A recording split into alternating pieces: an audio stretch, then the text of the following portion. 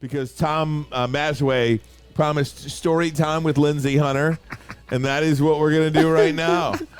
Hey, I'll first of all, let's start with this day in Pistons, all right?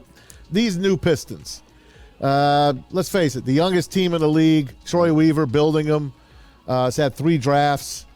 The first draft, you kind of look back at and say, oh, maybe, I don't know, maybe it could have been better. The second draft, obviously, with Cade, he's hurt this year, but he's going to be a player.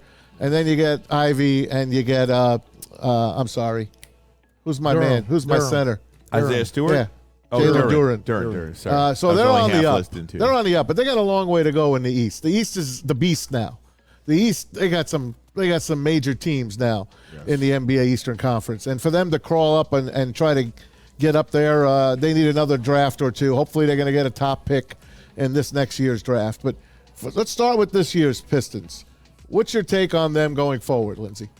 Well, I like the young core. I really like the young core. And the guys you just mentioned, Ivy and Cade and Duran, you have a great young nucleus that you can build around. And as they get older, as they get more experience, they'll be fine. Add a couple of veterans. Like you said, we'll probably get some more picks. Yeah. I think the sky's the limit for this team in the future, but you can't expect these young guys to carry us right now. I think everybody has to be patient and watch their growth. And that's what I'm enjoying right now, because I know the fruits of their labors is years ahead. Mm-hmm. Right now they're learning the league. They're learning what they can and can't do. They're learning what they have to get better at. And that's what we're watching. We're watching that process right now. And the coach that they currently have, we all love him. He's a good man, plays by the rules, old school. Hell, I'm old school. But this new young squad that they have, these young kids coming out. Tom Izzo has a hard time getting through to these guys. Juwan Howard was brought into Michigan because, let's face it, Juwan Howard is he's still not that far away from where these kids are coming from. Is it time this year, the following year? When's it time to maybe make a move? Dwayne Casey goes up to maybe help Troy Weaver in the office, and you get a younger man in there to help these kids. And do you have anybody in mind? Great question.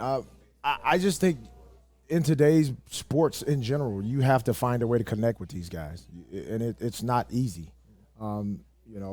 They're different than our generation. They're different than 40-year-olds. They're a lot different, but I think there are ways that you can connect. I think even watching Dan Campbell, the way he's connected with his group of guys, he's dealing with a lot of young guys. While Popovich coaching now, he's the last of the last. And I think he finds ways to relate, whether that's hiring young assistants or whatever the case may be. I think they have to figure that part out.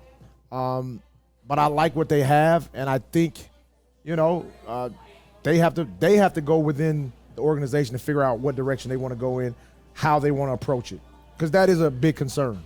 Now, I brought up Jerry Stackhouse's name. We had Stack in studio a few months back when the teal jerseys were brought back. I know you love those. Anyway, you hate the teal, don't you? Disgusting. You're the red, white, and blue Pistons. Yeah, give me the old red, white. You don't even like horsepower, do you? You like that's terrible. Just the plain old Pistons on the ball. That's what you like. Hey, that's okay. Right. So when we had Stack in, I asked him on the side, hey, man, I know you got a great gig now. You took your team to the NIT finals last year. You like the college game, man. Did you see him lose it last week? By the way, yes, I did. On the sideline, yes, I did. He's got that. He's got that right. dog in him. There's no question about it. Right. But I asked you, do you think he'd be a fit here? And you don't think that he'd probably leave a college gig? Not right now. I of course, I still talk to Stack, and I think I asked him about it this summer when there was a bunch of jobs open. Mm-hmm. And he was like, no, why would I leave this? I got it made right here, Yeah. And a lot of college coaches in great situations won't, And I think it all depends on the success you've had too. Mm-hmm. If you've ran your race in college and you've had some success and you've gotten to a Final Four or maybe won a national championship, then I can see you looking towards the pro. I think who did it at Michigan before? Beeline. Yeah. Beeline had a lot of success at Michigan. Got to the finals. Mm-hmm. Final Four. Had a lot of guys go pro. And he wanted to step into the NBA, Of course, it didn't, work out the way I think he wanted it to. And but a lot of guys want to try after they've exhausted, I think, their college experience. You've coached in college and the NBA. Yep. Yes. I don't know if this is a fair question or not because I'm sure each has its own challenges, but like, what is a better job, or is it just a different job? I think you can't say which one is better. It's like, what situation are you Yeah. in? Is it a better situation? Do you have people in your corner that's really supporting you?